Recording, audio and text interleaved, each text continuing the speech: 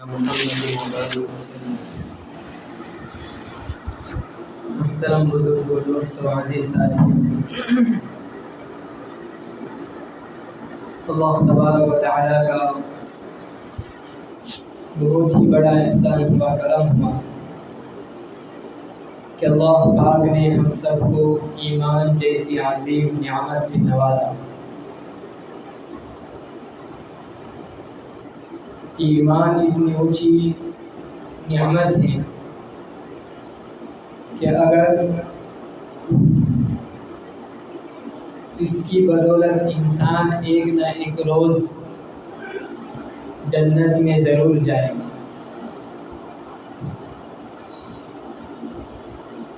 اس پر ہم اللہ کا جتنا بھی شکر ادا کرے کم۔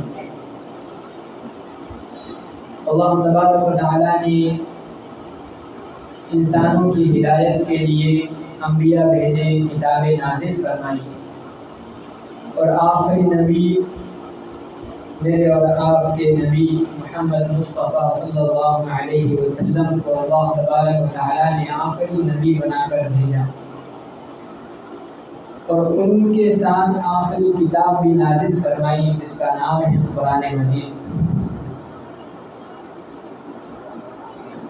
آپ صلی اللہ علیہ وسلم مبعوث ہوئے اور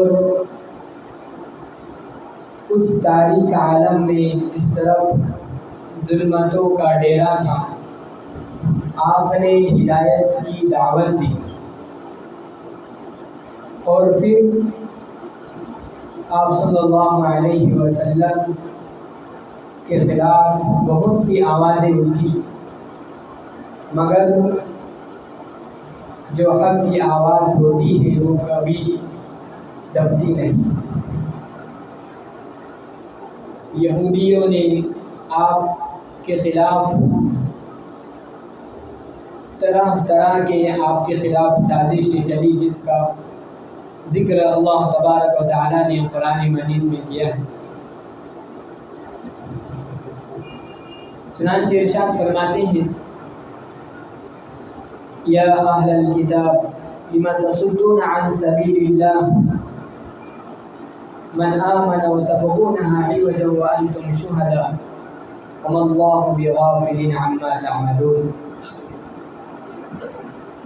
چوتھے پارے کی آیتیں ہیں۔ اللہ تبارک و تعالیٰ ان آیتوں میں ان اہل کتاب یعنی یہودیوں اور اسی طرح مشرکوں اور عیسائیوں کو، جو رسول اللہ صلی اللہ علیہ وسلم کی دعوت کے مخالف تھے، ان کے خلاف تھے، اس آیت میں اللہ تبارک و تعالیٰ ان کو ڈرا رہا ہے، دھمکا رہا ہے۔ کیوں؟ اس لیے کہ یہ حق کے دشمن اللہ تبارک و تعالیٰ کی آیتوں سے کفر کرتے ہیں، اللہ تبارک و تعالیٰ کی احکام کو ٹھکراتے ہیں اور حدود اللہ کو پامال کرتے ہیں، اور لوگوں کو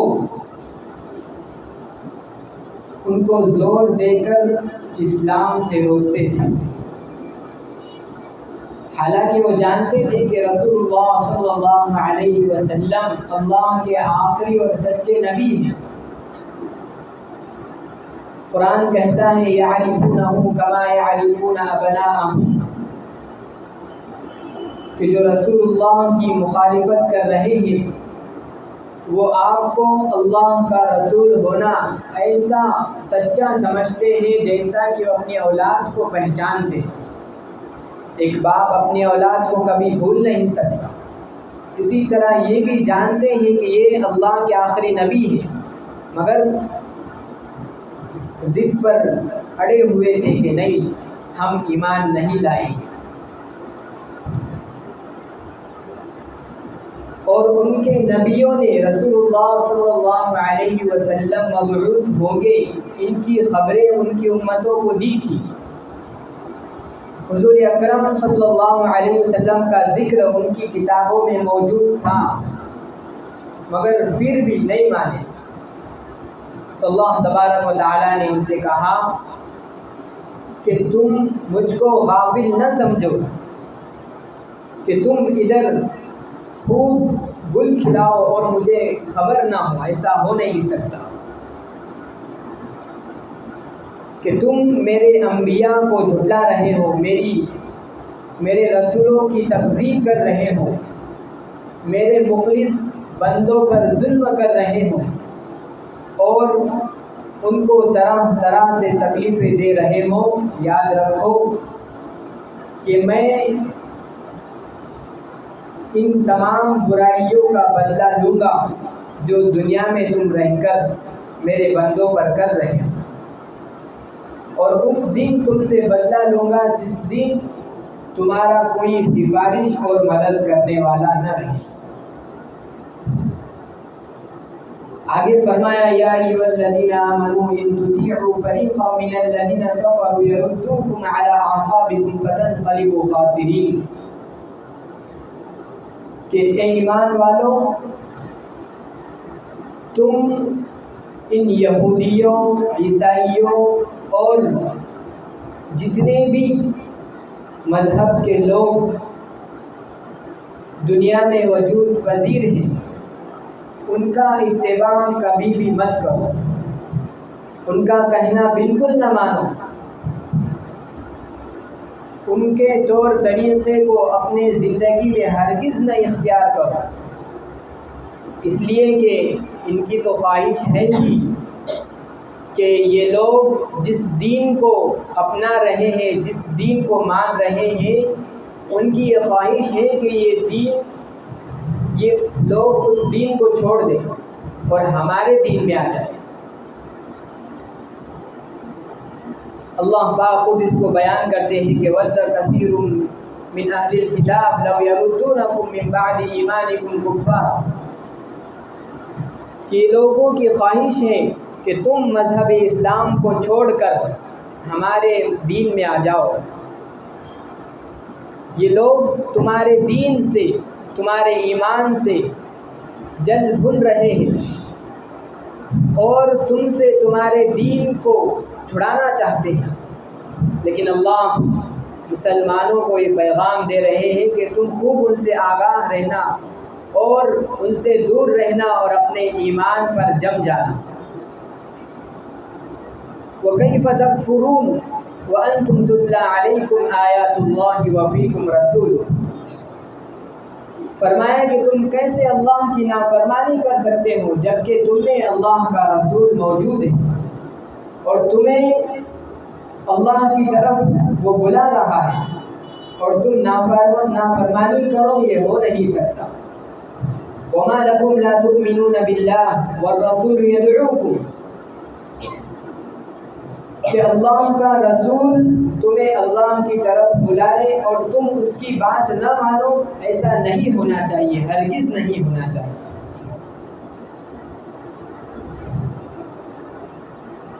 حضور صلی اللہ علیہ وسلم نے ایک مرتبہ صحابہ کرام رضی اللہ عنہم اجمعین سے دریافت کیا کہ بتلاؤ سب سے بڑے ایمان والے کون لوگ ہیں، کون لوگ زیادہ عجیب ایمان رکھتے ہیں؟ تو صحابہ نے عرض کیا کہ اللہ کے رسول، فرشتے بہت بڑے ایمان والے ہو سکتے ہیں، ان کا ایمان بڑا ہو سکتا ہے۔ تو حضور اکرم نے فرمایا کہ نہیں، ان کو تو ایمان لانا ہی تھا، اس لیے کہ وہ براہ راست اللہ کی وحی حاصل کرتے ہیں۔ فرشتے ہو کر اللہ پر ایمان نہ لائے، یہ ایسا ہو نہیں سکتا۔ پھر صحابہ نے عرض کیا کہ اللہ کے رسول، ہم بڑے ایمان والے ہو سکتے ہیں۔ تو پھر آپ نے فرمایا کہ تم کیسے بڑے ایمان والے ہو سکتے ہو جبکہ تمہارے درمیان میں موجود ہوں؟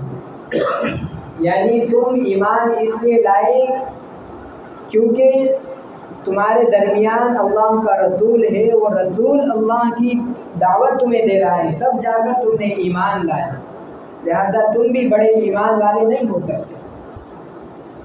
پھر صحابہ نے عرض کیا کہ اللہ کے رسول، آپ ہی بتا دیجیے کہ کون بڑے ایمان والے ہیں؟ تو سنیے میرے اور آپ کے بارے میں حضور اکرم صلی اللہ علیہ وسلم نے کیا ارشاد فرمایا. فرمایا کہ زیادہ عجیب ایمان رکھنے والے اور زیادہ بڑے ایمان والے وہ لوگ ہیں جو جن کے پاس نہ کوئی فرشتہ آئے گا نہ کوئی نبی آئے گا، بلکہ وہ کتابوں میں لکھا ہوا دیکھیں گے، پڑھیں گے، سمجھیں گے اور اس پر ایمان لائیں گے. وہ زیادہ عجیب ایمان والے، وہ زیادہ بڑے ایمان والے.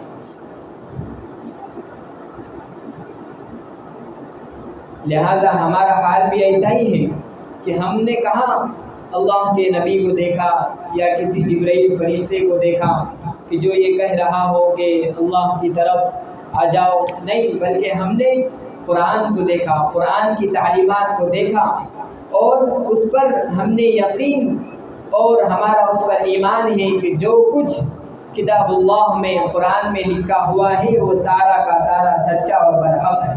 اس پر ہمارا ایمان ہے. لہذا ہمیں ایک طرح کی یہ امید ملتی ہے اور ایک طرح سے ہمیں خوش ہونا چاہیے کہ رسول اللہ صلی اللہ علیہ وسلم نے جو خوشخبری دی ہے ایسے لوگوں کو کہ جو نہ کسی نبی کو دیکھیں گے مگر پھر بھی ایمان لے آئیں گے. پھر اللہ کا قرآن کہتا ہے وَمَن يَعْتَصِم بِاللَّهِ فَقَدْ هُدِيَ إِلَىٰ صِرَاطٍ مُسْتَقِيمٍ کہ اپنے ایمان کو مضبوط کرنا، اس کے ساتھ ساتھ دوسروں کے طریقوں سے اپنے آپ کو بچانا، دوسرے کے دین میں اپنا دین خلط ملط نہ ہونے دینا، دوسرے کے مذہب میں اور مسلمانوں کے مذہب میں فرق ہونا چاہیے. یہ ساری باتیں اور ان کے ساتھ یہ بھی ہونا چاہیے کہ اللہ تبارک و تعالیٰ پر بھروسہ ہونا چاہیے. اپنے ایمان کو مضبوط کرنا اور اللہ پر بھروسہ کرنا. جو شخص یہ کرے فرمایا کہ اس کو سیدھے راستے پر ڈال دیا گیا. فقد ہدی الی صراط مستقیم کہ ایسے شخص کو سیدھے راہ پر، صراط مستقیم پر گامزن کر دیا ہے. لہٰذا یہ خوشخبری قرآن ایسے شخص کو دے رہا ہے جو اللہ پر بھروسہ کرتا ہو اور اپنے ایمان کو مضبوط کرنے کی فکر کرتا ہو. پھر آگے فرمایا یا ایھا الذین آمنوا اتقوا اللہ حق تقاتہ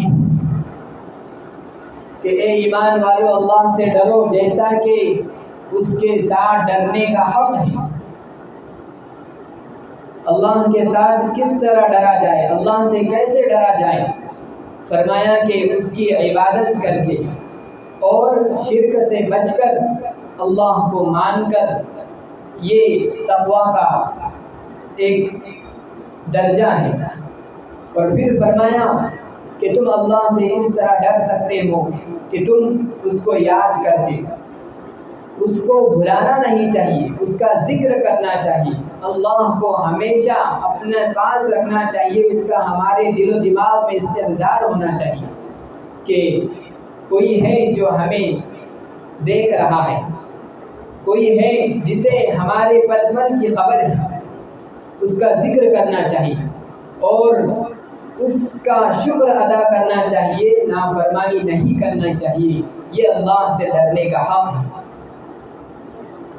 حضرت انس رضی اللہ عنہ فرماتے ہیں کہ کوئی بندہ اس وقت تک تقوی والا، اللہ سے ڈرنے والا ہو ہی نہیں سکتا جب تک کہ وہ اپنی زبان کو محفوظ نہ کر لے. جس کی زبان محفوظ نہ ہو اس وقت تک وہ بندہ اللہ سے ڈرنے والا نہیں کہا جا سکتا. عزیز دوستو، آج دیکھیے ہمارے معاشرے میں کہ کیا ہوتا ہے کہ 24 گھنٹے ہماری اس زبان سے کسی کی برائی ہوتی ہے، چغلی ہوتی ہے، گالی گلوچ اور برائیاں اس زبان سے ہم کرتے رہتے ہیں. تو کیا ہم اللہ سے ڈرنے والے ہو سکتے ہیں؟ ہرگز نہیں.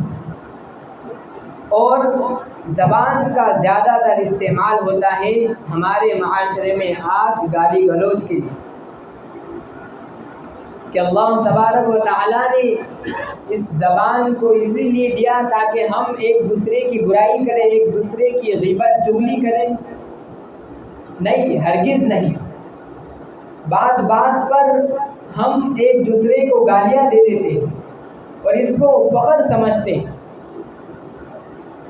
عزیز دوستو، حدیث شریف میں آیا کہ جو بندہ کسی دوسرے کو گالی دیتا ہے تو سب سے پہلے وہ گالی اسی کی طرف لوٹتی، اسی کو وہ گالی سب سے پہلے لگتی۔ تو ضرورت اس بات کی ہے کہ ہمارا حال اور ہمارا کردار، اخلاق تو ایسے ہونا چاہیے کہ لوگ منتظر رہیں کہ کب یہ شخص زبان کھولے اور اپنی بات سے، اپنی گفتگو سے موتی پروئے اور لوگوں کے دلوں کو فتح کرنا۔ تو حدیث شریف میں آتا ہے، حضرت انس رضی اللہ عنہ فرماتے ہیں کہ بندہ اس وقت تک اللہ سے ڈرنے والا نہیں کہا جا سکتا جب تک کہ وہ اپنی زبان کو محفوظ نہ کر لے۔ پھر آگے اللہ پاک ارشاد فرماتے ہیں وَلَا تَمُوتُنَّ إِلَّا وَأَنْتُمْ مُسْلِمُونَ، کہ مرتے دم تک مسلمان رہنا، مرتے دم تک مومن رہنا، کہیں ایسا نہ ہو کہ ساری زندگی تم مسلمان بن کر رہے اور مرتے وقت تمہارا دین، تمہارا ایمان تم سے چھوٹ رہا۔ کیوں؟ اس لیے کہ جو شخص ساری زندگی مسلمان بن کر رہا، اللہ کا فرما بردار بن کر رہا، تو اس کی موت بھی مسلمان ہونے کی حالت میں آئی۔ اور جو شخص مسلمان ہونے کی حالت میں مر جائے تو کل قیامت کے روز جب وہ اپنی قبر سے اٹھے گا تو وہ بھی اسی حالت میں اٹھے گا کہ وہ مسلمان ہوگا، اس کے دل میں اسلام اور ایمان کا نور ہوگا۔ اسی لیے فرمایا کہ مرتے دم تک مسلمان رہنا۔ کیوں؟ اس لیے کہ مسلمان